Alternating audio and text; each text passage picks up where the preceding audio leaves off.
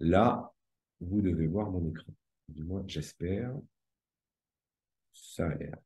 OK, voilà, donc c'est parti.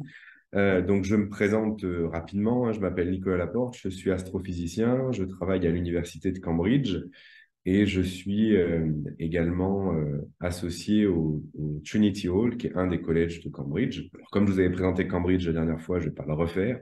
Je, voilà, j'espère que vous vous rappelez bien de tout ce que je vous avais dit sur Cambridge. Donc, on va passer cette partie-là, surtout qu'à distance, en plus, c'est pas très sympa. Donc aujourd'hui, je vais vous parler du James Webb. Voilà le sommaire en fait de cette conférence. Je vais vous présenter déjà l'instrument en lui-même. Et puis, on parlera de la quête pour l'aube cosmique. Qu'est-ce que c'est que cette quête pour l'aube cosmique et pourquoi le James Webb, finalement, il est utile dans cette quête pour l'aube cosmique. On verra qu'au cours de cette première année d'observation, eh bien, il nous a apporté des nouveaux indices sur la formation des trous noirs. On parlera aussi de l'environnement et de l'évolution des premières galaxies. Et puis, je vous parlerai de la recherche de la vie dans l'univers, alors même si ce n'est pas vraiment mon domaine de recherche, hein, moi, c'est vraiment l'étude de l'univers jeune. Et puis, en bonus, si j'ai le temps, alors je vais essayer de viser entre 50 minutes et 1 heure de conférence, je vous pousserai un petit coup de gueule, entre guillemets, qui est comment le James Webb et la façon dont fonctionne la NASA avec le James Webb a révolutionné en fait notre façon de faire de la science, si bien que la rigueur scientifique commence petit à petit à disparaître. Alors, pas pour tout le monde, hein, heureusement, mais bon, c'est vrai que le James Webb, il a quand même contribué à ça. Donc, si j'ai le temps, je vous en parlerai à la fin. Ou alors, même ce que je vais faire, c'est que je vous en parlerai. Et si malheureusement je suis trop loin dans le temps, eh ben, j'espère que Guy arrêtera la vidéo et puis la montrera à ceux que ça intéresse. Alors, c'est parti justement, ce fameux télescope, le James Webb Space Telescope, vous l'avez là en photo à Pasadena, dans les locaux de la NASA, juste avant d'être emballé pour être envoyé en Guyane française. Alors, c'est un télescope révolutionnaire de plusieurs façons. Déjà, la première, la voici, c'est que c'est un télescope qui est immense. En termes de largeur, il est aussi large qu'un terrain de tennis. Et en termes de hauteur, il est aussi haut qu'un immeuble de 3 étages. Donc, il faut quand même s'imaginer ce que l'homme a été capable d'envoyer dans l'espace. C'est quelque chose qui est aussi large qu'un terrain de tennis et aussi haut qu'un immeuble de 3 étages. Alors, évidemment, on n'a pas de fusée pour mettre un truc comme ça en entier dans le corps de la fusée. Donc, il a fallu ruser, et c'est ce qu'ont fait les Américains. Ils ont plié leur télescope. Donc, ils ont plié leur miroir pour qu'il rentre dans le diamètre d'une fusée, pas n'importe laquelle, la fusée Ariane. Ce sera une des contributions de l'Agence spatiale européenne. Donc, ils ont plié leur miroir, un miroir de 6,50 m. Alors, vous avez ici l'image du James Webb, j'espère que vous pouvez voir, où vous avez le miroir, hein, le miroir qu'on appelle primaire, et puis le miroir secondaire qui est là, parce que la lumière qui nous vient des étoiles ou des galaxies va d'abord frapper le miroir primaire. Le miroir primaire va refléter cette lumière vers le miroir secondaire. Et la lumière, une fois qu'elle est sur le miroir secondaire, hop, elle est reflétée, entre guillemets, dans ce petit trou qui est là. Et les instruments scientifiques sont derrière. Vous avez vos appareils photo, vous avez vos instruments qui vont permettre de séparer la lumière. Donc, tout ça va se passer ici. Ici, vous avez le bouclier thermique. Alors, c'est vraiment parce qu'on ne veut pas que le télescope soit réchauffé par la lumière du Soleil. Alors, ce télescope, il est à 1,5 million de kilomètres de la Terre. Il est dans ce qu'on appelle le point de Lagrange. Je vous le montrerai dans un instant. Donc, on veut vraiment protéger le télescope des rayons du Soleil. Donc, on lui a mis ce petit bouclier ici. Vous avez le bouclier solaire. Il y a évidemment un panneau solaire, hein, c'est évident. Hein, si vous voulez récupérer un peu d'énergie dans l'espace, vous avez quand même besoin d'utiliser le soleil, mais vous ne voulez pas que le soleil tape vos instruments, donc vous lui mettez un bouclier. Vous avez une antenne, parce que ce que vous voulez quand même, c'est communiquer avec votre instrument, récolter les images qu'il a prises, et ça va se faire avec cette antenne qui est juste là. Donc voilà, grosso modo, hein, pour ce qui est du James Webb. Si on veut le comparer avec un autre télescope, hein, qui était un télescope emblématique, le télescope spatial Hubble, eh bien, vous voyez que Hubble, le diamètre de son miroir, c'est 2,40 m. C'est un peu plus grand que la taille moyenne d'un être humain. Le James Webb, là, on est bien au-delà. On est à 6,50 m. Et vous voyez que le James Webb, eh bien, il est composé de plusieurs segments C'est ce que vous pouvez voir ici. Il y a 18 segments en fait sur le James Webb parce qu'on n'était pas capable de faire un miroir entier qu'on va plier après. Donc, si vous voulez plier votre miroir pour le mettre dans la fusée, vous êtes obligé d'utiliser des petits segments. Alors, vous voyez sur la table, vous avez sur la partie droite de l'écran, eh bien, vous avez les comparaisons entre le poids de Hubble, 11 tonnes 6, et le poids du James Webb, 6 tonnes. Alors, pourtant, le James Webb, c'est un très, très grand télescope, beaucoup plus grand que Hubble. Pourquoi? Eh bien, tout simplement parce qu'entre Hubble, qui a été lancé en 1990, et le James Webb, lancé en 2023, il y a eu la miniaturisation électronique. C'est-à-dire que maintenant, on peut, dans un tout petit téléphone, vous avez tous des téléphones comme ça, eh bien, on peut filmer, prendre des photos, faire du montage vidéo, téléphoner, évidemment, c'est un peu l'objectif aussi, aller sur Internet. Donc, on a réussi à miniaturiser tout ça. Et le James Webb, évidemment, bénéficie de cette miniaturisation. Ce qui est important aussi, c'est la quantité de données traitées par jour. Pour Hubble, on est autour de 27 gigas de données traitées par jour. Alors, les gigas, hein, c'est une unité de mesure informatique. Et le James Webb, lui, va en traiter quasiment 20 fois plus, hein, 458 gigas de données traitées par le James Webb chaque jour. Alors, les instruments, les caméras qu'on a à bord du James Webb, alors le James Webb, il va faire deux choses. Il va prendre des images, des belles images que je vais vous montrer dans un instant. Et puis, il va aussi être capable de disperser la lumière, c'est-à-dire que vous allez prendre une source lumineuse et vous allez regarder toutes les couleurs de cette lumière. Par exemple, quand vous regardez le soleil, alors il ne faut pas le faire à l'œil nu, alors d'après ce que j'ai compris, il ne fait pas beau à Champs-sur-Tarentaine, mais si des fois vous pouviez regarder le soleil à Champs-sur-Tarentaine, vous ne le faites évidemment pas avec vos yeux, vous le faites avec des instruments. Et le soleil, il peut se regarder dans différents types de lumière, parce qu'il envoie tout un tas de lumière. Il envoie des UV, c'est ce qui nous permet de bronzer en été à Champs-sur-Tarentaine. Il envoie de l'optique, c'est ce qui fait qu'on peut voir la lumière du soleil tomber sur comment dire, sur les bâtiments autour de nous, ce qui nous permet de voir en fait. Et puis de l'infrarouge, alors ça on peut pas le voir, hein, c'est les militaires qui vont voir l'infrarouge avec des lumières. Eh bien les galaxies, elles font pareil, hein, elles émettent à peu près ce type de lumière, de l'UV, de l'optique et de l'infrarouge. Donc eh bien, on a des instruments, ce qu'on appelle des spectrographes, qui vont nous permettre de disperser la lumière et de sélectionner la partie de lumière qu'on veut aller vérifier. Voilà, ça c'est les deux types d'objets, d'instruments qu'on a à bord du James Webb, des caméras et des spectrographes. Alors, pourquoi est-ce qu'on a tous ces instruments à bord du James Webb? Je ne vais pas rentrer dans le détail du nom des instruments et de ce qu'ils font, mais pourquoi est-ce qu'on a tous ces types d'instruments? Eh bien parce que le James Webb, il a été construit pour répondre à des grandes questions, aux grandes questions qu'on se pose sur l'histoire de l'univers, d'une part, et aussi sur notre place dans l'univers. Sommes-nous seuls dans l'univers? Le James Webb, alors, même si je ne pense pas, et j'en parlerai à la fin, hein, qu'il va apporter la réponse à la question de savoir si on est seul dans l'univers, il va apporter des pistes. En revanche, pour ce qui est de la question sur l'histoire de l'univers, là, le James Webb, il a absolument toutes les compétences pour le faire. Là, vous avez quelques questions, hein, par exemple, quand se sont formées les toutes premières galaxies dans l'univers, comment les étoiles produisent ces poussières d'étoiles dans l'univers, est-ce que là, il y a une relation entre la taille d'une galaxie et le trou noir supermassif qu'il y a au centre? Je parlerai des trous noirs un peu plus tard dans cette conférence. Voilà. Ou bien, évidemment, est-ce que les exoplanètes qu'on a découvertes, c'est-à-dire ces planètes qui tournent autour d'étoiles autres que le Soleil, eh bien, est-ce que ces exoplanètes, elles abritent la vie? Alors, on en discutera un peu plus tard, hein, de cette question de la vie, mais vraiment, on commence à avoir des résultats là-dessus, et on sait que le James Webb, il a été conçu, alors on a un instrument qui s'appelle un coronographe. Qu'est-ce que c'est qu'un coronographe? C'est un instrument qui va masquer la lumière d'une étoile et ce qui va nous permettre de regarder ce qui se passe autour de l'étoile et donc de détecter ou d'étudier des exoplanètes. Voilà, donc ça, c'est toutes les grandes questions auxquelles le web devra répondre. Il commence déjà à apporter des réponses à ces questions. Je vais essayer de vous en parler un peu aujourd'hui. Alors, cette histoire, elle a commencé quand? Eh bien, elle a commencé le 25 décembre 2021. C'était à 9h20, heure de Kourou, en Guyane, 13h20, je crois, en France.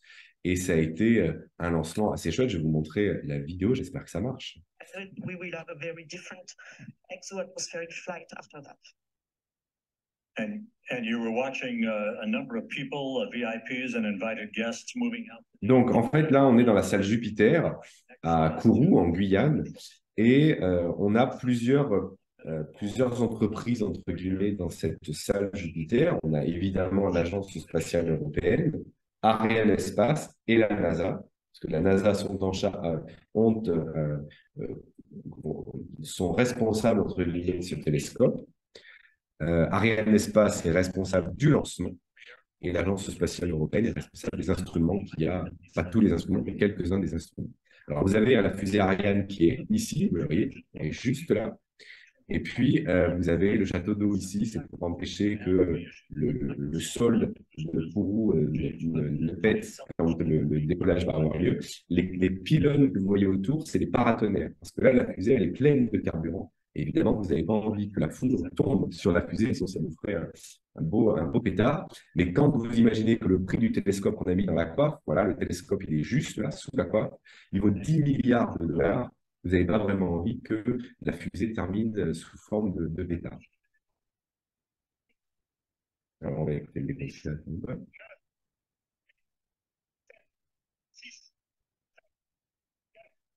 3, 2, unité, top. And we have engine start. Décollage. Decollage, liftoff from a tropical rainforest to the edge of time itself. James Webb begins a voyage back to the birth of the universe. Punching a hole through the clouds, 20 seconds into the flight, good pitch program. La fusée est partie, elle est en direction du point de Lagrange. Alors, je vais couper le son parce que sinon ça va être... J'espère que la qualité de la vidéo est suffisante et que vous avez pu voir le décollage. C'est toujours un moment assez sympathique. Il y avait du vent, il faisait vraiment pas beau, il faisait même froid ce jour-là. Et ils ont retardé d'ailleurs de plusieurs jours le décollage à cause de ça. Parce que c'était tellement pas beau que bon, ils ont dit on prend aucun risque, et évidemment, ils n'ont pris aucun risque là-dedans. Donc voilà, le décollage était relativement court, hein, en tout cas quand vous êtes à Kourou, il a duré une vingtaine de secondes, hein, vous avez pu le voir. Et maintenant, ce que vous faites, c'est que vous allez suivre sur un écran eh bien, la trajectoire de la fusée. Donc tout va bien se passer évidemment pour James Webb. Et ça va tellement bien se passer que finalement, là, voici la dernière image que l'on a. Alors, je vais espérer que ça marche. La dernière image qu'on a eue du James Webb, c'est une fois que la fusée Ariane a mis le James Webb en orbite. Alors, est-ce qu'on va voir cette vidéo ou pas? Je ne suis pas sûr. C'est-à-dire qu'une fois qu'elle est sur la trajectoire qu'on lui avait communiquée, alors je vais cliquer directement à la main, voilà, c'est peut-être un peu mieux. Voilà, eh bien on lui dit au revoir au James Webb. La fusée a fait son job, le James Webb s'en va, direction le point de Lagrange, 1,5 million de kilomètres de la Terre. Alors, on n'a pas beaucoup parlé de ce vol, mais il faut savoir que Ariane Espace a fait un vol parfait. Un satellite, quand vous l'utilisez, vous devez toujours corriger un peu sa trajectoire. Quand vous donnez une trajectoire à une fusée, vous lui dites, bah, tiens, tu vas monter mon satellite à telle altitude, vous lui donnez une barre d'erreur. C'est-à-dire que vous autorisez qu'il y ait plusieurs mètres de différence entre la valeur que vous lui avez donnée et la valeur réelle. C'est de la technique, donc ça, c'est ce qui est vendu dans les contrats, entre guillemets. Et là, Ariane Espace a tellement bien fait son job qu'elle a mis le James Webb exactement sur l'orbite que la NASA lui avait commandé. Exactement. Je dirais peut-être une bêtise, mais je crois que c'était au centimètre près. Ils ont vraiment été là où il fallait. Si bien que le carburant qu'on avait mis en plus dans le télescope que vous avez là, eh bien, il va pouvoir servir à faire autre chose qu'à corriger la trajectoire. Et donc, au lieu d'avoir un télescope dont la durée de vie était prévue pour 5 ans, eh bien, on estime aujourd'hui que la durée de vie du télescope spatial James Webb va être de 20 ans. 20 ans. C'est-à-dire que parce que Ariane Espace a bien fait son job, eh bien, on va avoir un télescope qui va fonctionner 4 fois plus que ce que l'on avait, 4 fois plus longtemps que ce que l'on avait prévu. Alors, on a souvent l'habitude de s'auto-flageller, en particulier en France et en Europe, mais là, je pense qu'on a quand même une raison d'être assez fiers. Alors, malheureusement, pas au rugby cette année, ce sera pour peut-être dans 4 ans, espérons-le, mais on peut quand même être fiers du boulot incroyable qui a été fait par Ariane Espace, par tous les ingénieurs qui travaillent sur cette fusée et qui font d'Ariane 5 eh bien, une des meilleures fusées qui soit actuellement sur le marché pour envoyer eh bien, des satellites dans l'espace. On n'en voit pas d'homme hein, depuis Kourou en Guyane, mais ça pourrait venir. Je sais qu'il y a un projet au niveau du centre spatial où peut-être dans quelques années, eh bien, l'homme pourrait partir de Kourou. Voilà, alors qu'est-ce qui se passe depuis cette image-là, la dernière image qu'on a eue du James Webb? Eh bien, je vous l'ai dit, hein, le James Webb, on l'a déplié. C'est ce que vous allez voir sur cette animation. Le James Webb, il est parti complètement plié dans la fusée. Voilà, il ressemblait un peu à ça. Je vais couper le son, ne vous inquiétez pas, si ça marche. Voilà, il n'y a pas besoin de son. Et donc, on a déplié le James Webb. La première chose qu'on a déplié, c'est le bouclier thermique, c'est ce que vous voyez là. Alors, il faut savoir qu'il y a à peu près 300 points, ce qu'on appelle des points d'échec sur le James Webb. C'est-à-dire que toute cette cascade de déploiement, il y avait 300 points qui pouvaient ne pas marcher. Si bien que vous aviez grosso modo 300 chances que le James Webb ne marche finalement jamais. Et après une vingtaine de jours, je crois 21 jours pour vraiment protéger le télescope des rayons du soleil, hop, petit à petit, on le déplie. Voilà. Après, on va déplier le miroir primaire, le miroir secondaire d'abord et primaire ensuite. Voilà.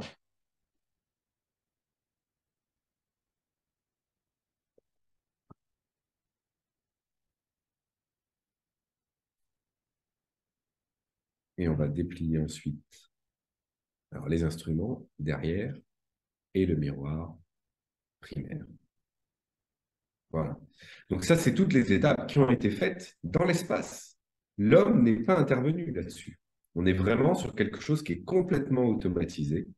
Et après 21 jours passés dans l'espace, eh bien, on a un télescope qui est prêt à être, comment dire, ce qu'on appelle calibré, c'est-à-dire qui est prêt à être mis en route. Alors, qu'est-ce qu'il a fait? Pourquoi est-ce qu'on l'a mis au point de Lagrange, ce satellite? Eh bien, tout simplement, le point de Lagrange, qu'est-ce que c'est? Il faut savoir qu'on a un système qu'on appelle système Soleil-Terre. Et dans ce système Terre-Soleil, il y a des points de gravité nuls. Qu'est-ce que ça veut dire des points de gravité nuls? Eh bien, ça veut dire que si je vous dépose sur un de ces points-là, eh bien, vous n'aurez pas besoin d'énergie pour tourner en même temps que la Terre. Vous allez rester là, pas d'énergie, et vous allez tourner en même temps que la Terre. J'ai une petite vidéo là aussi, j'espère qu'elle va marcher. Ben voilà, très bien, on voit bien. Donc, vous voyez, la Terre est ici, le Soleil est là, et le James Webb, il est au point de Lagrange 2, c'est-à-dire qu'il va tourner en même temps que la Terre.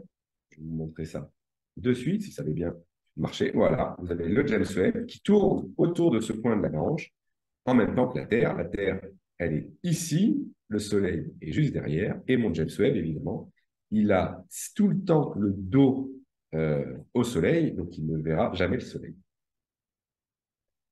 Et une fois qu'on a fait tout ça, eh bien, on va prendre une première image. Et le James Webb, il est un petit peu comme les enfants. La première chose qu'il fait quand il va dans un lieu de vacances, que font les enfants quand ils arrivent dans un lieu de vacances? On veut les envoyer chez leurs grands-parents. S'ils ont un téléphone, s'ils n'ont pas de téléphone, ils prennent celui des grands-parents. Ils disent, ah, on va faire, on va faire, on va faire. Eh bien, on va faire, hop, si ça marche. Non, ça ne veut pas marcher. Attendez voir. Si. On va faire un selfie. Eh bien, le James Webb, il a fait un selfie dans les premiers jours qui ont suivi c'est ce que vous voyez sur la gauche, hein, le selfie. En fait, on a mis une caméra sur le miroir secondaire et le miroir secondaire a pris en photo le miroir primaire. Et donc, pas de souci, on voit que ça s'est bien déplié, le miroir est bien déplié. Et une fois qu'on a fait ça, eh bien, qu'est-ce qu'on fait? On s'est dit, tiens, tout marche à peu près pas mal. Eh bien, on a allumé les caméras et on a pris une photo. On a visé une étoile, évidemment, et on a pris une photo. Et la première photo, la vraie première photo du James Webb, elle est sur la droite. Voilà, alors qu'on ne vise qu'une seule étoile, on en voit finalement 18. Alors, pourquoi on en voit 18? Eh bien, tout simplement parce qu'en fait, on voit la réflexion de l'étoile sur chacun des segments du James Webb. Le James Webb, le miroir du James Webb, je vous ai dit, c'est 18 segments. Ben, en fait, là, vous voyez la réflexion de cette étoile sur les 18 segments. Alors, c'est normal hein, qu'on voit cette réflexion parce qu'en fait, on n'a pas encore aligné les segments. Il faut aligner les segments pour essayer d'avoir une image très belle. Et une fois qu'on a aligné les segments, qu'est-ce qu'on a obtenu comme image? Eh bien, on a obtenu cette image-là, qui est une image assez incroyable. C'est la première étoile, entre guillemets, observée par le web. Et cette image, elle est intéressante pour deux raisons. La première, c'est déjà la forme de cette image. Si on compare cette image avec les images qu'on avait de Hubble, eh bien, elle n'est pas du tout pareille. L'image d'une étoile avec le web est complètement différente de ce qu'on avait avec Hubble. Avec Hubble, on avait des jolies étoiles à, à 6 branches. Et là, pour le coup, on a 1, 2, 3, 4, 5, 6, 7, 8 branches. Tout simplement parce que votre miroir est hexagonal. Et donc, c'est ce que vous avez quand vous avez un miroir hexagonal, vous avez ces fameuses étoiles à 8 branches. Donc voilà aussi une façon de voir quand vous avez une image du web ou une image d'un autre télescope, de Hubble par exemple, eh bien, vous comptez le nombre de branches pour les étoiles. C'est la première raison pour laquelle cette image elle est assez exceptionnelle. La deuxième raison, eh bien, c'est que si vous regardez en arrière-plan de cette image, eh bien, vous allez voir tous ces petits points-là, ce ne sont pas des étoiles, ce sont des galaxies. C'est-à-dire qu'en quelques secondes d'exposition, eh bien, on peut voir toutes ces galaxies. C'est assez incroyable. Et donc, ça nous montre, dès là, cette image-là nous montre que le James Webb, il est aligné et il marche pas trop mal. Donc ensuite, il a fallu montrer la première image dite scientifique de ce télescope. Et la première image scientifique de ce télescope, c'est pas n'importe qui l'a dévoilée, c'est le président américain qui est parti en direct sur la télé pour annoncer la découverte de cette première image. Je vais vous le montrer juste maintenant. 6.5 months ago, a rocket launched from Earth, carrying the world's newest, most powerful deep space telescope on a journey 1 million miles into the cosmos. First of all, that blows my mind. 1 million miles into the cosmos. Along the way, unfolding itself, deploying a mirror. Alors, ce qui est assez incroyable, c'est de se dire que le président américain est allé à la télé pour montrer une des premières images prises par un télescope. Ça ne s'est jamais fait. Je n'ai pas souvenir que dans les années précédentes, on ait un président de la République française qui soit allé à la télé pour montrer une image scientifique. Ça n'était jamais arrivé. Et ça veut dire beaucoup de choses, que les Américains envoient leur président à la télé pour qu'il montre la première image. Ben, ça veut dire qu'ils croient beaucoup en ce télescope. Ils ont investi beaucoup, 10 milliards de dollars pour ce télescope. En grosso modo, le Webb a coûté aussi cher avant son lancement qu'après 20 ans d'exploitation du télescope spatial Hubble. Et voici cette première image, donc révélée en direct à la télé par le président des États-Unis, Joe Biden. Je vais vous montrer une image de meilleure qualité maintenant. La voici. Donc ça, c'est un amas de galaxies, c'est ma SMAX 0723, qui était un des tout premiers champs profonds faits avec le Webb. Je vous en reparlerai. Je vous parlerai de quelques galaxies qui ont été repérées dans ces images-là. Il y a eu d'autres images, hein. Il y a eu ces galaxies qui sont en interaction, qui sont en train de fusionner. C'est quand même assez chouette de voir ça. On est capable de voir le gaz. Alors, encore une fois, j'espère que vous pouvez voir ma souris, mais on voit le gaz qui est en train d'accréter dans ces galaxies. On voit les régions de formation d'étoiles, poussière aussi. Et puis maintenant, si on zoome dans notre propre galaxie, on voit des régions de formation d'étoiles comme celle-ci. Cette image-là, pour moi, elle est assez exceptionnelle parce qu'on a l'impression que c'est un peintre qui a fait ça. Et en fait, pas du tout. C'est une image, c'est une photo de notre univers où on voit, alors vous voyez, il y a toujours ces étoiles à 8 branches. Et ça, c'est le gaz que vous pouvez voir de ces étoiles. On peut déjà faire de la science rien qu'en regardant ces images. Si vous regardez, par exemple, ici, voilà, si vous voyez mon pointeur, et bien en fait, ça, c'est une étoile qui vient juste de naître et qui est en train d'expulser les couches de gaz autour d'elle. Donc, c'est assez chouette de se dire que rien qu'en regardant cette image qui est superbe, eh bien, on peut commencer à faire de la science et en apprendre un peu plus sur l'univers et sur la formation des étoiles. Une autre région de formation d'étoiles qui est aussi très jolie, avec beaucoup d'étoiles bleues. C'est comme ça qu'on définit une étoile qui vient de naître. C'est une étoile qui va émettre beaucoup de lumière bleue, ce que vous pouvez voir là. À l'inverse, une étoile qui est en train de disparaître, elle est plutôt rouge parce que sur la fin de vie, une étoile, elle va changer de couleur. Donc voilà pour ce qui est du James Webb et sur les premières images scientifiques qu'on a eues sur ce télescope. Maintenant, on va rentrer vraiment dans le dur du sujet, c'est-à-dire les résultats scientifiques que l'on a eus depuis le lancement de ce télescope. Donc 25 décembre 2021 pour le lancement, 12 juillet pour l'annonce par Biden des premières images, 12 juillet 2022. Et aujourd'hui, on est le 21 octobre 2023, donc je vais pouvoir vous parler un petit peu plus des résultats scientifiques. Alors, un des objectifs du web, c'est réellement d'aller étudier l'histoire de notre univers, ce qu'on appelle l'histoire cosmique. Et si on veut résumer l'histoire cosmique, on a cette image. Alors, c'est une frise des temps, en quelque sorte. Le temps évolue comme ça. Donc, nous, aujourd'hui, on est ici, à Champs-sur-Tarentaine, 13,8 milliards d'années après la naissance de notre univers. Et notre univers, on sait qu'il est né dans un événement qu'on appelle le Big Bang, c'est-à-dire une libération, une énorme libération d'énergie. Donc, on est de ce côté-là. Pour le Big Bang, voilà, ce serait cette libération d'énergie. Alors, c'est des modèles, hein, donc évidemment, on peut toujours discuter ça. Mais une fois que vous avez cette libération d'énergie, vous avez plusieurs étapes dans l'histoire de l'univers.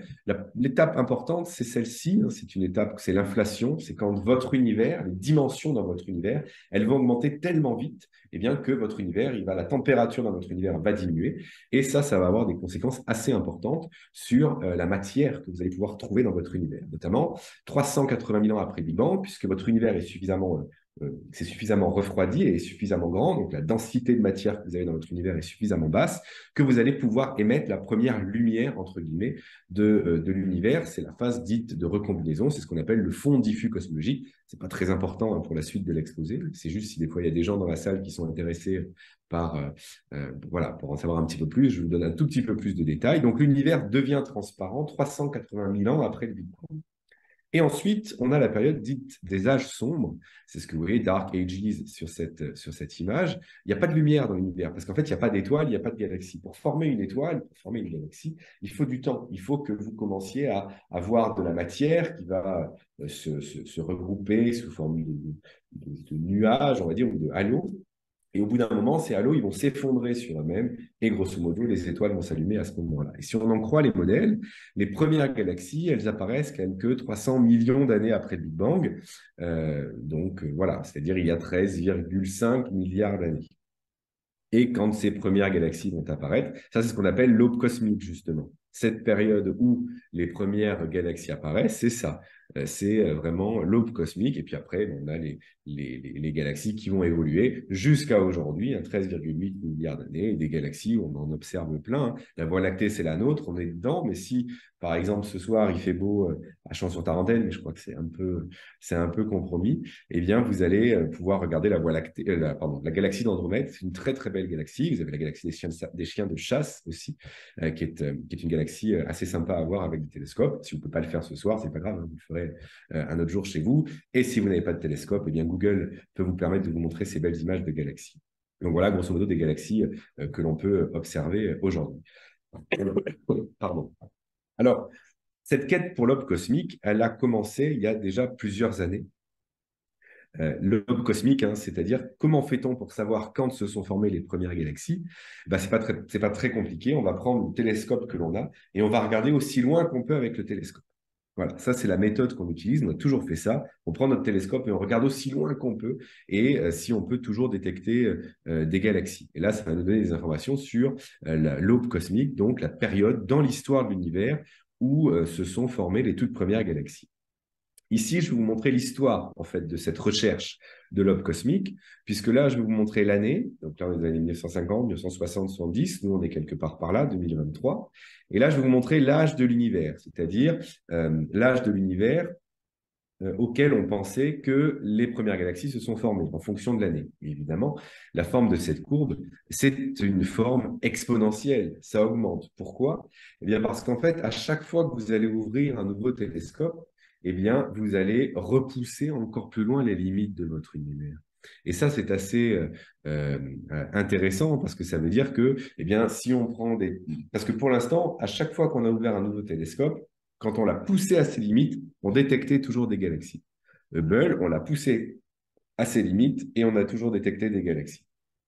Donc ça, c'est quand même quelque chose d'assez intéressant. Et évidemment, c'est le Graal, entre guillemets, des chercheurs qui utilisent le web. C'est d'aller trouver la galaxie la plus lointaine, essayer de pousser le web jusqu'à ses limites et essayer de voir si même aux limites du web, on est capable de détecter des galaxies. Normalement, là, on a un télescope qui, même poussé à ses limites, ne devrait pas voir de galaxies lointaines. C'est-à-dire qu'il va être capable de voir l'aube cosmique. Le web, il est fait pour ça. Il va couvrir une tellement grande période de l'histoire de l'univers, il va être capable d'observer une tellement grande période de l'histoire de l'univers qu'on sait qu'il va être capable de voir l'aube cosmique. Et évidemment, ce qui était intéressant, c'était de voir comment tout ça s'est passé au moment où on a eu les premières données du James Webb. Alors, les données du James Webb, ça, c'est une décision qui a été prise par la NASA. Les premières images, elles ont été publiques. Qu'est-ce que ça veut dire que les images sont publiques? Ça veut dire que tous les chercheurs, partout sur la planète, ont pu utiliser les données pour aller faire la science qu'ils voulaient. Et évidemment, je vous l'ai dit, la question clé à laquelle on veut répondre avec le James Webb, c'est la recherche des galaxies lointaines. Donc, qu'est-ce qui s'est passé? Il s'est passé ce qui était évidemment envisagé, c'est-à-dire que tous les chercheurs du monde entier ont pris les données du web et ont essayé d'aller regarder quelle était la galaxie la plus lointaine observée dans les premières données du web. Alors, ce que je vous montre ici, ça c'est plutôt pour ceux qui connaissent un peu le monde de la recherche. La recherche, elle fonctionne par publication. C'est-à-dire quand vous faites une découverte, vous devez annoncer votre résultat dans des publications, vous allez donner dans des journaux scientifiques. Et là, vous avez le nombre de découvertes, grosso modo, annoncées chaque jour. Alors, c'est le nombre de découvertes annoncées chaque jour dans la thématique galaxie et cosmologie que l'on a sur ce qu'on appelle les archives, où les papiers sont mis gratuitement à la disposition des chercheurs. Alors, ce que l'on voit, c'est assez sympa. Donc, ça, c'est aujourd'hui, grosso modo. Alors, c'est pas tout à fait aujourd'hui, c'était je ne me rappelle plus, mais ça doit être en mars 2023, quelque chose comme ça.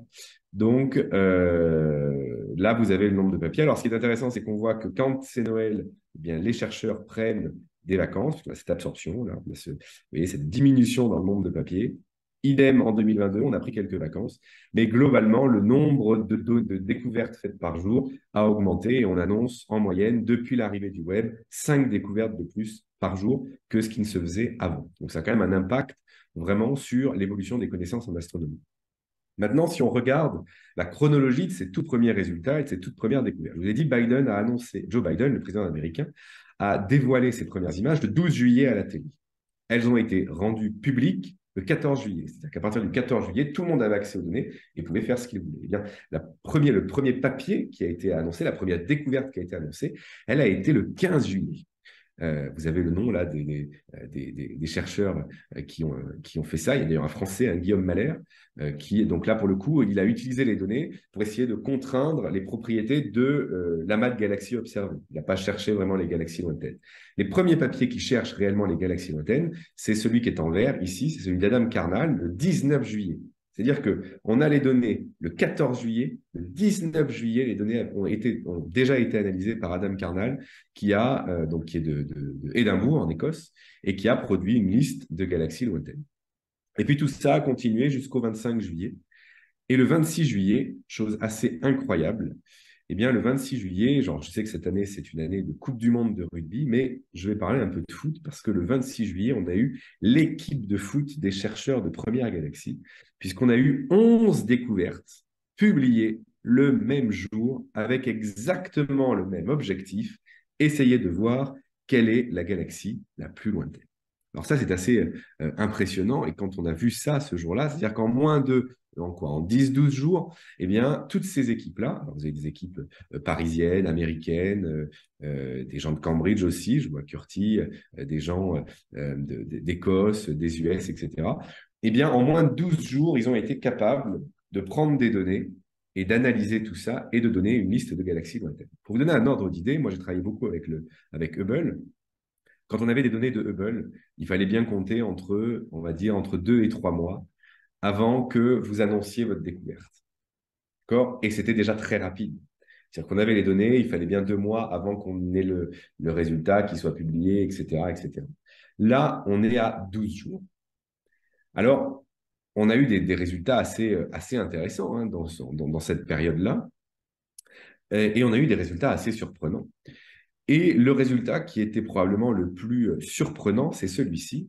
C'est un article qui a été publié dans Nature, qui est un des plus grands journaux scientifiques qui existent. C'est-à-dire que si vous avez un résultat majeur, généralement, vous le publiez dans ce journal scientifique.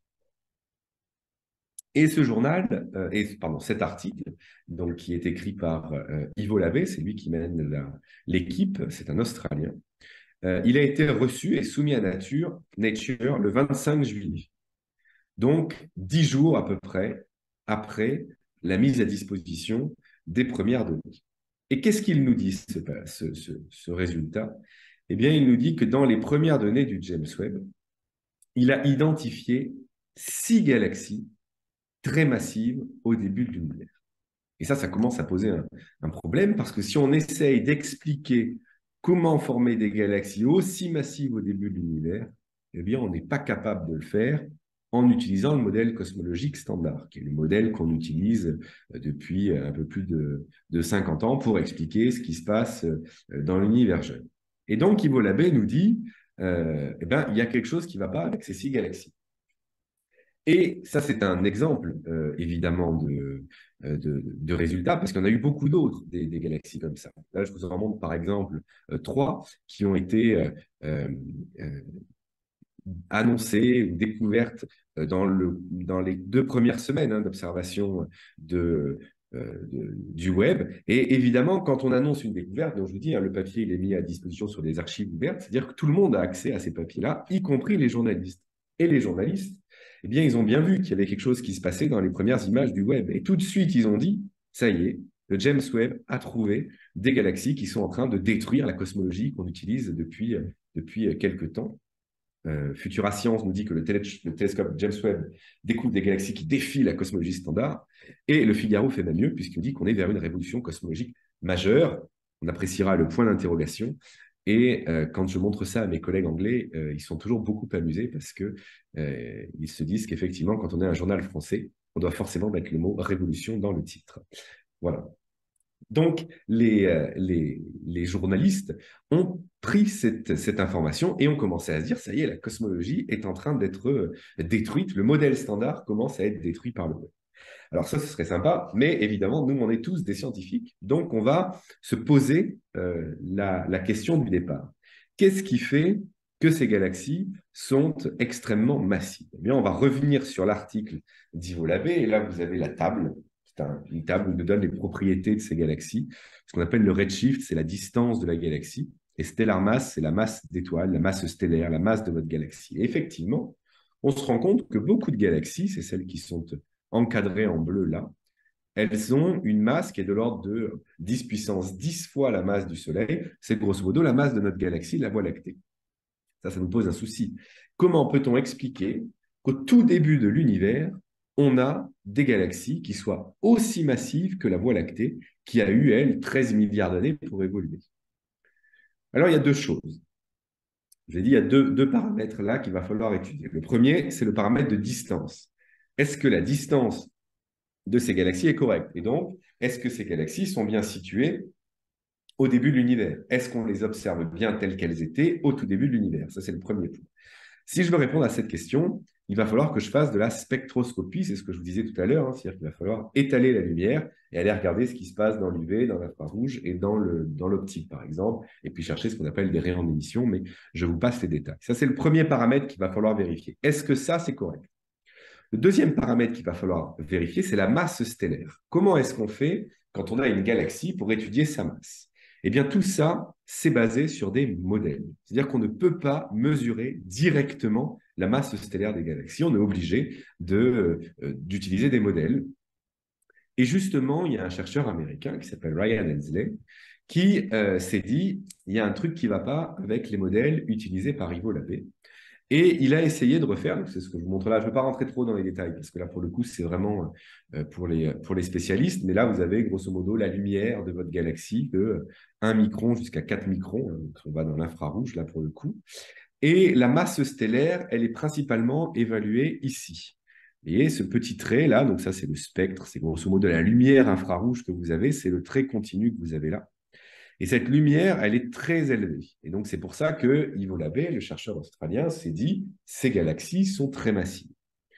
Et Ryan Hensley des États-Unis, lui a dit, moi, je peux trouver des modèles si j'admets que mes premières étoiles, elles ont un champ de radiation, elles sont beaucoup plus actives en quelque sorte que les étoiles dans notre univers proche, eh bien, je peux réduire la masse stellaire. Si bien que vous voyez que le fameux trait dont je vous parlais tout à l'heure, au lieu d'être complètement au niveau des points bleus qui est là, il est bien en dessous, si bien que, eh bien, ça veut dire que votre masse, elle est beaucoup plus petite. Et c'est effectivement ce que vous pouvez voir ici, hein, la découverte de Ivo Labbé, on est à 10,9, 10 puissance 11, grosso modo, masse solaire, alors que dans le résultat, si on utilise le modèle de Ryan Hensley, on est plutôt autour de 10 puissance 9. Vous voyez qu'on a quand même sacrément réduit, et ça, c'est tout à fait acceptable pour des galaxies lointaines.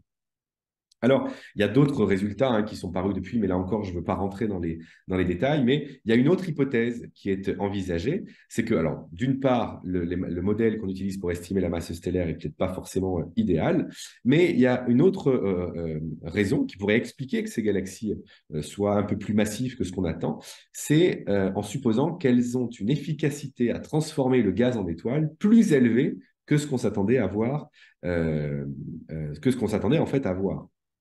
Et il y a un résultat récent qui a été fait par une équipe de l'Observatoire de Genève en analysant d'autres galaxies, qui a montré, eh bien, que des galaxies de l'univers jeune, elles pouvaient transformer 50% de leur gaz en étoile, alors que d'habitude, c'est plutôt autour de 20%, entre 20 et 30%. Donc beaucoup plus que ce qui était observé avant. Donc ça, c'est peut-être aussi un résultat important.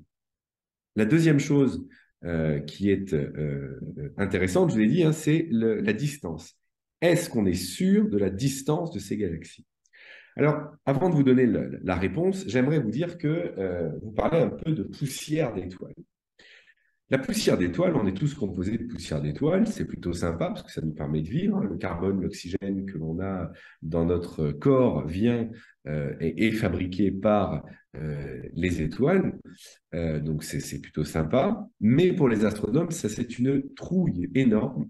Parce que quand vous avez de la poussière, alors la poussière, elle est fabriquée à quel moment? Elle est fabriquée quand l'étoile explose, c'est ce que vous avez sur cette animation, où vous voyez des explosions d'étoiles. Et au moment de cette explosion, vous allez pouvoir fabriquer de la poussière d'étoiles pour libérer en gros les atomes que vous avez fabriqués à l'intérieur de l'étoile. Plus vous avez d'étoiles, plus vous avez de poussière d'étoiles, bien plus vous changez une propriété importante de la lumière. Ici, vous avez le Soleil, et je vous ai mis une vue au microscope électronique à balayage de poussière d'étoiles. Voilà à quoi ça ressemble, la poussière d'étoiles. Si votre étoile émet de la lumière, les étoiles au tout début de l'univers, elles émettent principalement de la lumière ultraviolette. Cette lumière, elle va être bloquée par la poussière. Si vous mettez une lampe devant de la poussière, vous voyez bien que la lumière ne va pas traverser la poussière. Donc, effectivement, la poussière va absorber cette lumière ultraviolette. Mais là, une particularité, cette poussière d'étoile, c'est qu'elle va aussi réémettre la lumière qu'elle a absorbée, mais elle ne va pas l'émettre dans l'ultraviolet, elle va l'émettre dans l'infrarouge. Et ça, c'est un peu compliqué parce que la méthode qu'on utilise pour estimer la distance d'une galaxie, elle se base sur la lumière ultraviolette. Donc, si vous avez beaucoup de poussière dans votre galaxie, eh bien, elle va masquer une partie de la lumière ultraviolette. Et du coup, eh bien, vous allez faire une erreur quand vous allez estimer la distance de votre galaxie, parce que, eh bien, une partie de cette lumière ultraviolette va être réfléchie dans l'infrarouge que vous n'allez pas observer, puisque vous étudiez uniquement l'ultraviolet. Et c'est malheureusement ce qui s'est passé pour ces trois galaxies, alors pas toutes, mais si je reviens sur les trois galaxies dont je vous ai parlé tout à l'heure, qui étaient très massives, etc., eh bien, en fait, deux de ces galaxies ne sont pas des galaxies lointaines. Il y a eu une petite erreur dans l'estimation, une grosse erreur même dans l'estimation du redshift. Alors, la toute première ici, elle a l'air à peu près correcte, à un redshift de 12, à une distance relativement très lointaine. On est autour de 300 millions d'années après le Big Bang. Donc ça, c'est une galaxie assez intéressante. En revanche, ces deux-là, clairement, ce ne sont pas des galaxies lointaines. Celle-ci, c'est un noyau actif de galaxies, vraisemblablement. C'est un trou noir, en fait, qui émet, mais beaucoup plus proche, hein. On est autour de 1 milliard d'années après le Big Bang. Et c'est la même chose pour celle-ci. Tous les petits traits que vous voyez, ça, en gros, c'est la poussière qu'il y a dans cette galaxie. Donc, elle ne peut pas être aussi lointaine. Donc, on pense qu'elle est aussi à peu près au même redshift, à la même distance. Alors, le web ne s'est pas trompé tout le temps, évidemment. Il a quand même trouvé des résultats qui sont relativement beaux et des galaxies très lointaines. C'est ce que vous avez juste ici sur cette image, où vous avez le spectre, entre guillemets, de ces galaxies. Voici les galaxies les plus lointaines à ce jour observées par le web, puisque ce résultat tient encore. Ça a été annoncé je ne vais pas te dire de bêtises, mais en début d'année 2023. Et elles sont toujours les galaxies les plus lointaines observées par le Webb. Donc on commence petit à petit à contraindre cette aube cosmique, parce que le Webb, il peut regarder très très loin.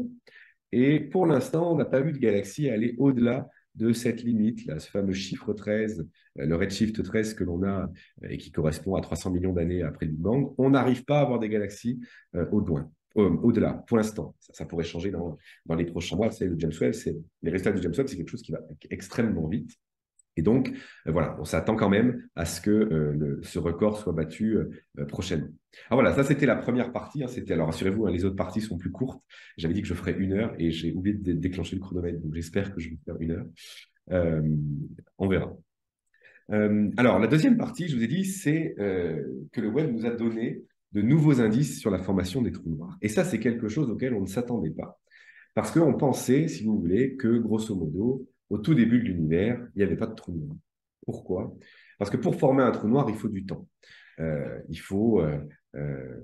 On pensait qu'il fallait 1 milliard d'années pour former un trou noir. Donc évidemment, si vous observez le premier milliard d'années de l'univers, il y a peu de chances que vous trouviez un trou noir. Un trou noir, qu'est-ce que c'est? Je ne vais pas rentrer trop dans les détails, mais c'est un objet qui est tellement massif qu'il va aller absorber tout ce qui se situe dans son environnement. C'est ce que vous avez sur cette vidéo-là. Et il absorbe tellement que même la lumière, il est tellement massif que même la lumière, en fait, ne peut pas s'échapper du trou noir. Alors, la lumière ne peut pas s'en échapper, mais vous avez de la matière qui est accélérée. C'est ce que vous pouvez voir ici. Et c'est cette matière-là, par exemple, que vous pouvez... Mais la matière ne sort pas du trou noir. Elle est vraiment accélérée par le trou noir. Je crois que vous avez une conférence d'ailleurs ce soir sur le trou noir. Donc, si vous avez des questions sur le trou noir, gardez-les pour ce soir. Malheureusement, je ne vais pas pouvoir en plus répondre à vos questions puisque tout ça se fait en ligne. Donc voilà pour ce qui est de ce qu'est un trou noir. Et ces nouveaux indices que nous donne le Webb, eh bien, c'est que on a des trous noirs très tôt dans l'histoire de l'univers. Donc avant le Webb, ce que l'on savait, je ne sais pas, je vais changer de photo, de temps en temps, ça rame un peu. Là, c'est bon. Avant le Webb, on savait que le trou noir le plus lointain détecté était autour de 700 millions d'années après le Big Bang. Ça, c'était plutôt intéressant, on était à la limite, ce n'était pas encore compliqué à expliquer. Maintenant qu'on a le James Webb, on a trouvé un trou noir supermassif 550 millions d'années après le Big Bang. Et je vais même vous donner un résultat qui est nouveau, tout récent, qui va être annoncé dans les prochains jours. Eh bien, c'est qu'il y a même un trou noir 400 millions d'années après le Big Bang. Et celui-là, il commence à nous poser un souci. Il commence à nous poser un souci parce qu'on a beaucoup de mal à expliquer comment un trou noir peut exister 400 millions d'années après. C'est quelque chose auquel on ne s'attendait pas. On vient de le trouver. Donc, si vous voulez, c'est quelque chose qui est tout à fait nouveau. C'est un domaine de recherche qui, pour le coup, est vraiment nouveau. Et on a beaucoup de gens qui vont se focaliser sur les trous noirs maintenant avec les données du web. Je vais vous montrer quand même ce trou noir, les images. Donc, voici les images du James Webb, où la galaxie en fait, qui abrite le trou noir est ici. Et c'est une galaxie, alors pour les spécialistes, qui est un redshift de 10,6. Là, pour le coup, on est 400 millions d'années après le Big Bang. C'est assez impressionnant. Et surtout, on ne sait pas encore aujourd'hui comment expliquer l'existence de ces trous noirs au tout début de l'univers. Il y a des hypothèses, évidemment, on n'est pas complètement sans rien, mais on ne sait pas vraiment expliquer tout ça aujourd'hui. Hop, je vérifie juste quand même. J'ai un doute sur est-ce que mon micro est bien branché. Ça me fait moyennement rire si ça ne l'était pas. Bon, je vais supposer qu'il l'est. Bon, j'espère. Sinon, je serai obligé de tout recommencer.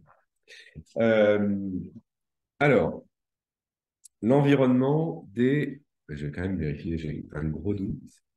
Et comme je ne veux pas refaire tout ça, est-ce que je peux arrêter le partage et recommencer? Hop. Je suis désolé. Si, c'est bon. Mon micro a l'air de marcher. Parfait.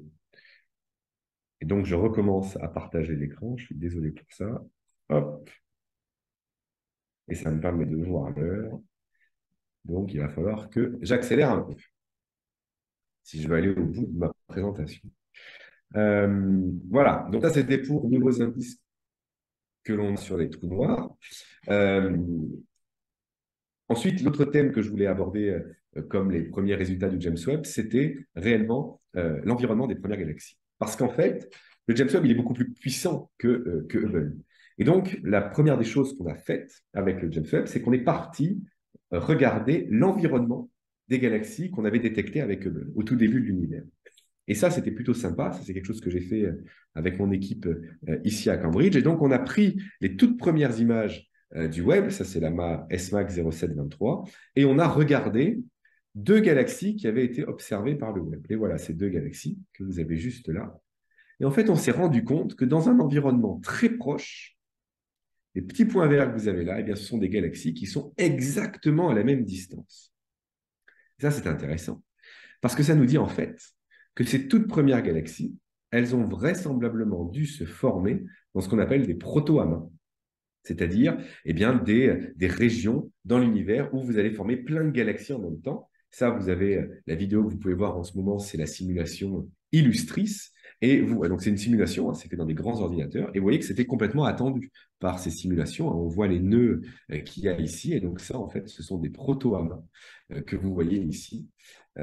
Donc c'est assez sympa parce que ce qui était attendu par les simulations, maintenant, on peut réellement les voir avec le James Webb.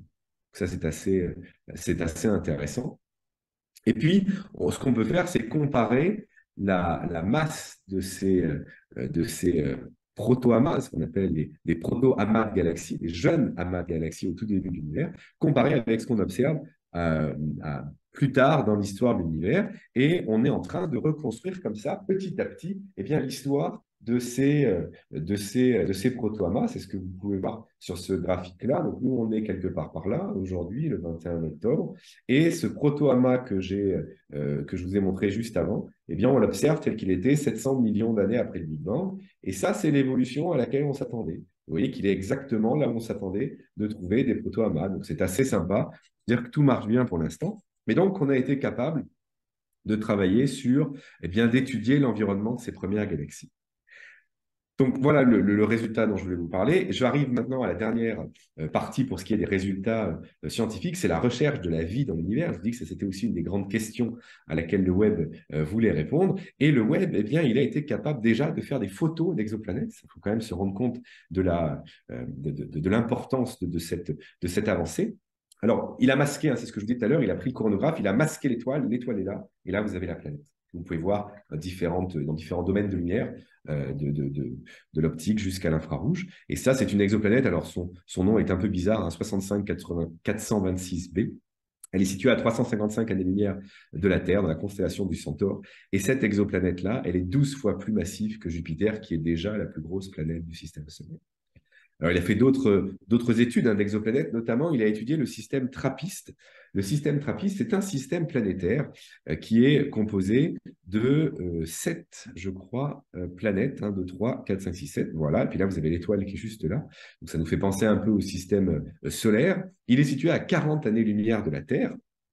Et on a été capable, pour la première fois, d'étudier l'atmosphère d'une exoplanète. Et pourquoi ça nous intéresse d'aller étudier l'atmosphère d'une exoplanète? Eh bien, parce que si vous voulez avoir des indications de la vie, ce n'est pas en prenant une photo. Vous voyez que la qualité des photos, si je reviens sur la photo, ça ne vous permet absolument pas de savoir s'il y a des gens qui sont là-dessus.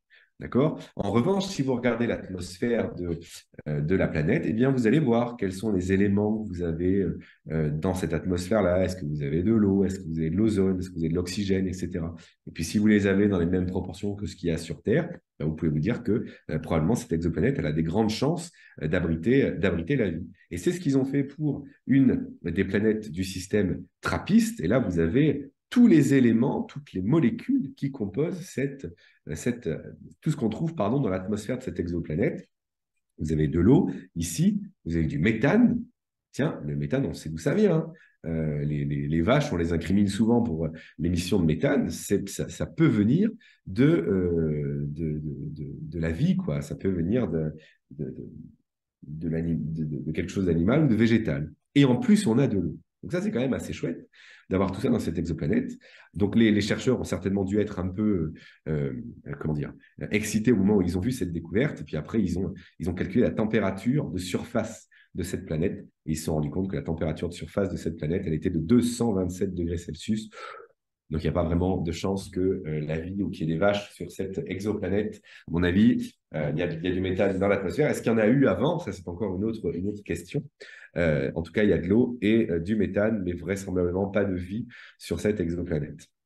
Une découverte qui a été faite ici par un collègue de Cambridge. Alors, c'est pareil, hein, c'est la composition d'une exoplanète. Et dans cette exoplanète, il a trouvé du méthane, il a trouvé du dioxyde de carbone. N'oublions pas que le dioxyde de carbone, c'est nous qui le produisons. Là, en vous faisant cette conférence, je suis en train d'évacuer du dioxyde de carbone. J'absorbe de l'oxygène pour respirer et je recrache du dioxyde de carbone.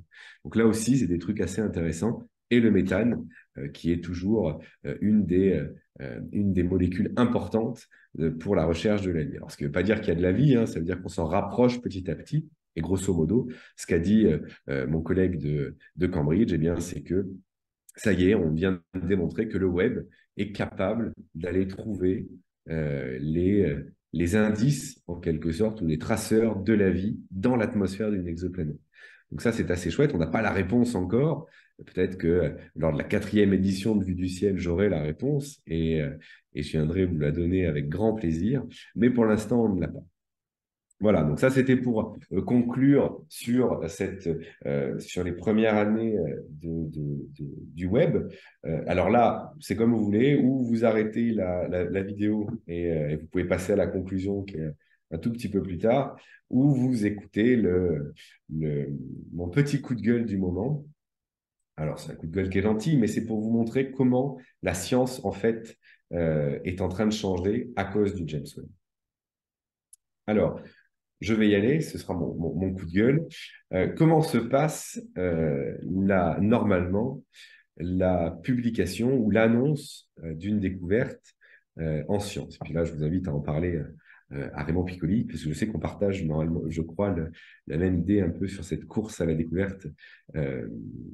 Pas nécessairement depuis juillet 2022, mais c'est vrai qu'elle s'est vraiment accélérée depuis l'arrivée du James Webb.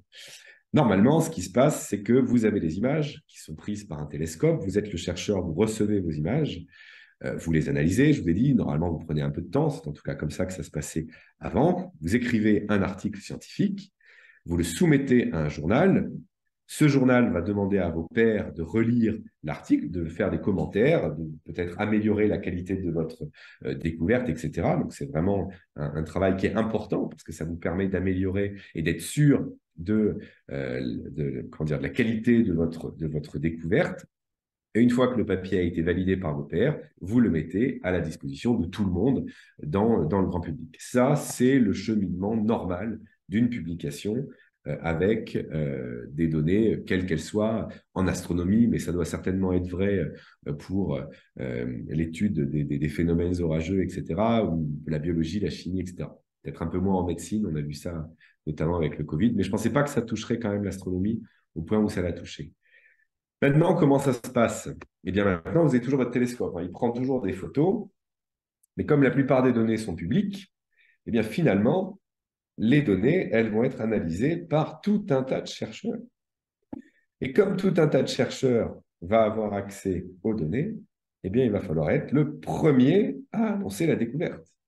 Donc, vous ne passez plus par les journaux scientifiques. D'abord, vous annoncez votre découverte sur les archives ouvertes. C'est-à-dire que tout de suite, vous allez dire à tout le monde, hop, c'est bon, j'ai trouvé, j'ai pris les données, j'ai analysé, c'est moi qui ai trouvé, c'est moi le premier à avoir fait ça. Et une fois que votre papier est sur les archives, là, vous l'envoyez à un journal qui va faire son travail, qui va faire l'étude de validation par les pairs, etc. Et qui va, oui ou non, valider ou pas votre papier. Et on se rend compte, si on fait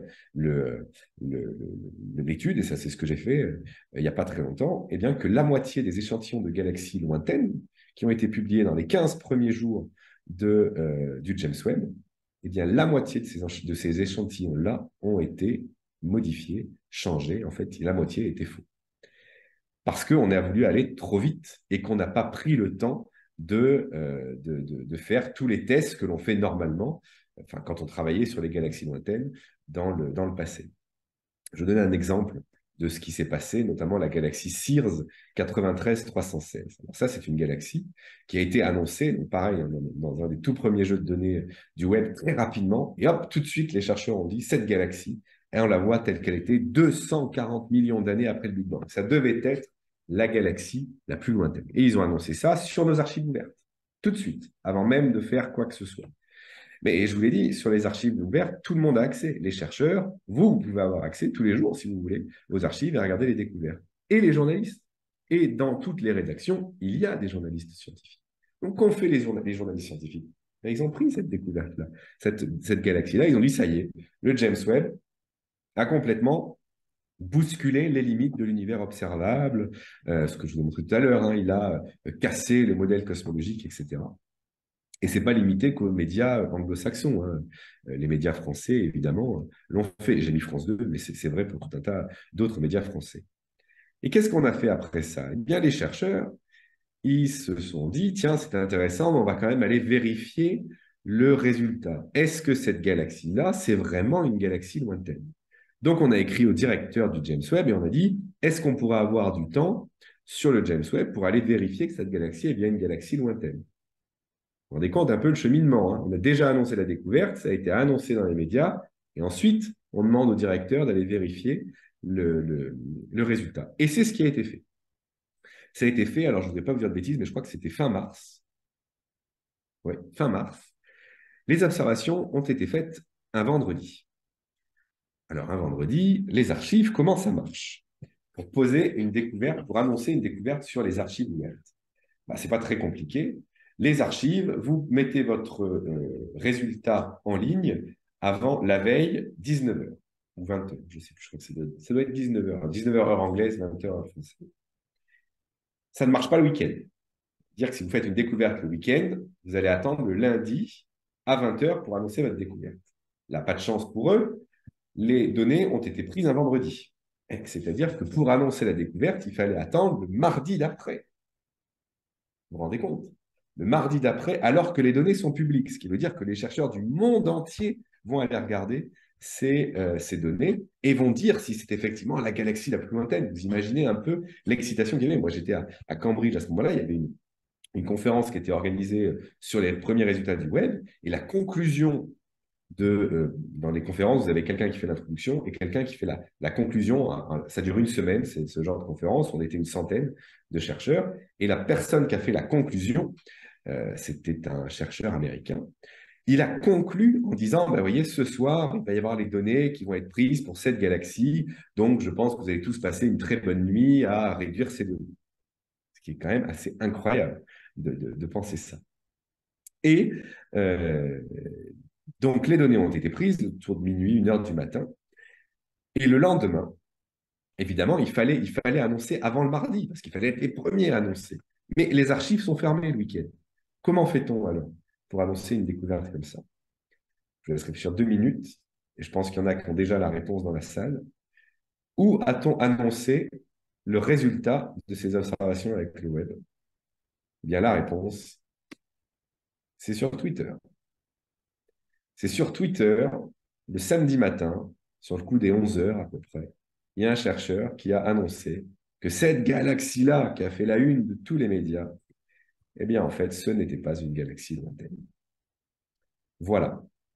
Alors, évidemment, la conclusion qu'on pourrait tirer, c'est de se dire, écoutez, c'est pas très compliqué, c'est que les chercheurs, ils sont fous, ils ont perdu complètement pied, etc. Ils font n'importe quoi, ils cherchent la gloire, etc., etc.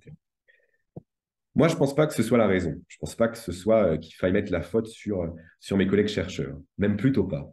Parce que si on regarde qui sont les personnes qui ont dirigé ces études et qui ont fait cette course en fait à la publication, eh bien tous ces chercheurs-là, ce sont des jeunes chercheurs, c'est-à-dire des gens qui ne sont pas stabilisés dans l'emploi, dans la recherche scientifique. C'est-à-dire qu'ils ont des contrats, des CDD. C'est comme ça que marche la recherche.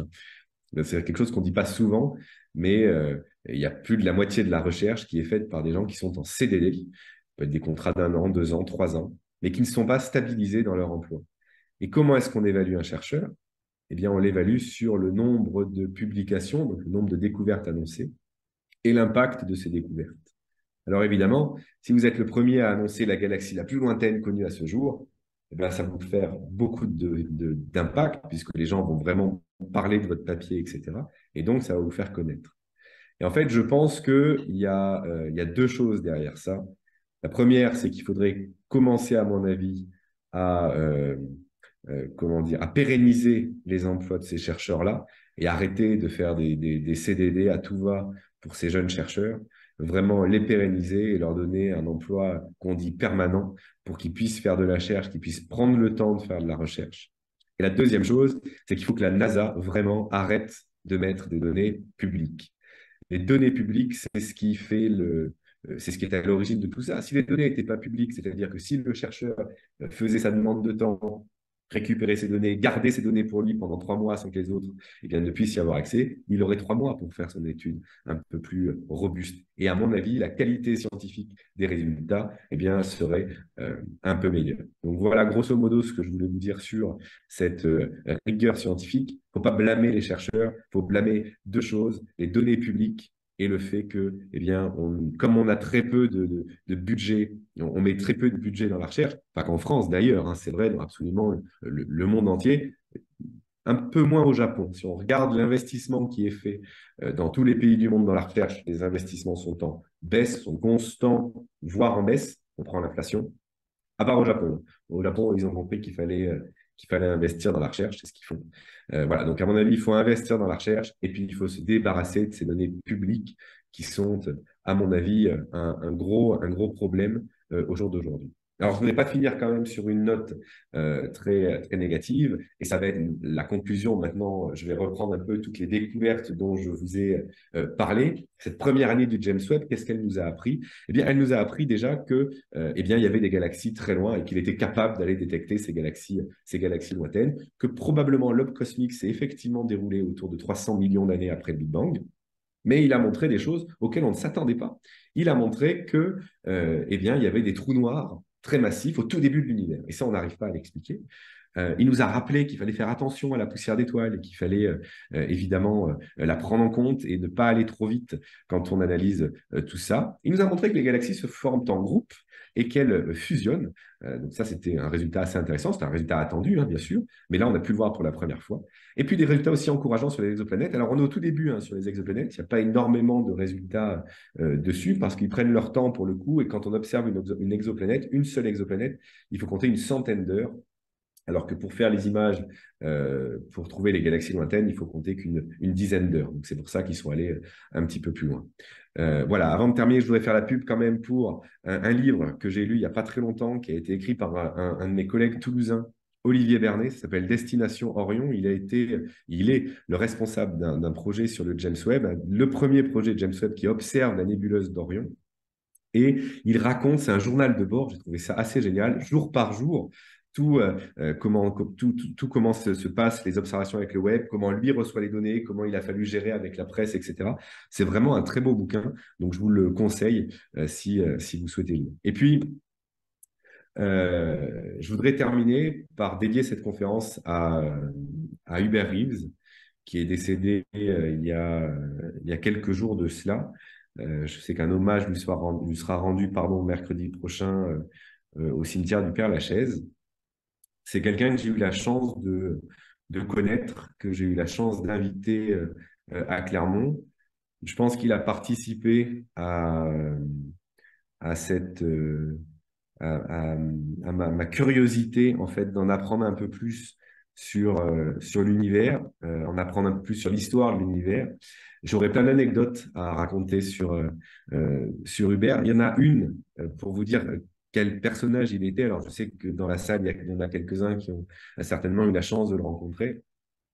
À chaque fois qu'il est venu à Clermont, ou à chaque fois qu'on échangeait, que ce soit par téléphone, par Zoom, etc., systématiquement, il me disait « J'aimerais bien quand même qu'on se garde 1 heure pour que tu nous parles de tes découvertes. » C'est-à-dire qu'il avait plus de 85 ans, 86 ans, je crois, quand il est venu, quand je l'ai rencontré pour la première fois à Clermont. Et il m'avait demandé que je lui réserve 1 heure pour parler de mes découvertes. Et cette première heure où j'ai parlé avec Hubert Reeves, il faut quand même vous imaginer, que moi, Hubert Reeves, je le regardais quand j'étais gosse à la télé, quand il animait La Nuit des Étoiles au pic du midi. Et il me demandait de lui parler de mes recherches. Et donc, j'étais tellement stressé, je me rappelle, je pense, je me rappellerai toute ma vie, évidemment. On était dans sa chambre d'hôtel à Clermont. Et j'avais pris mon ordinateur, j'avais mis des diapos dessus avec des graphiques très compliqués, etc. Et j'explique mes découvertes à Hubert Reeves en 10 minutes à peu près. Et à la fin, Hubert, toujours très poli, très gêné même, il me dit, je ne vais pas le faire avec son accent parce que j'ai trop de respect pour lui, mais il me dit, c'est très bien, maintenant est-ce que tu peux refaire, mais moins vite. Et j'ai refait et on a discuté pendant presque 1 heure sur ses premières galaxies, etc. Et systématiquement, c'était ça, Hubert. Il voulait apprendre. Et il avait dit une fois que la mort ne lui faisait pas peur, euh, particulièrement, puisque ben voilà, c'est une étape dans la vie d'un homme, c'est ce qui conclut la vie d'un homme. Il disait ce qui l'embêtait le plus, c'est de ne pas savoir ce que l'humanité allait découvrir sur l'univers. Et c'est chouette qu'il ait pu vivre 1 an après le lancement du James Webb. Je sais qu'il écoutait régulièrement les découvertes sur le James Webb et qu'il demandait souvent aux gens de lui donner, voilà, qu'est-ce qu'a découvert le James Webb, etc. Donc voilà, c'était un clin d'œil que je voulais rendre à Hubert Reeves, qui était aussi le parrain de mon association à Clermont qui s'appelle Infiniscience. Voilà, et donc j'aimerais, si vous me le permettez, lui dédier cette conférence. Et on va terminer, je ne pourrai malheureusement pas répondre à vos questions puisque tout ça se fait en ligne et encore une fois, j'en suis désolé, mais j'aimerais terminer cette conférence par vous montrer les plus belles images de cette première année d'observation du James Webb. Je vous ai parlé de beaucoup de choses scientifiques tout au long de cette conférence. Là, pour le coup, on ne va pas parler de science, on va juste regarder la beauté de notre univers avec un peu de musique, ce qui va vous permettre de rêver un peu et puis voilà, d'attendre patiemment jusqu'à la conférence d'après. Merci beaucoup en tout cas pour l'invitation. Encore une fois, désolé de ne pas avoir pu être avec vous aujourd'hui. J'espère que je pourrai...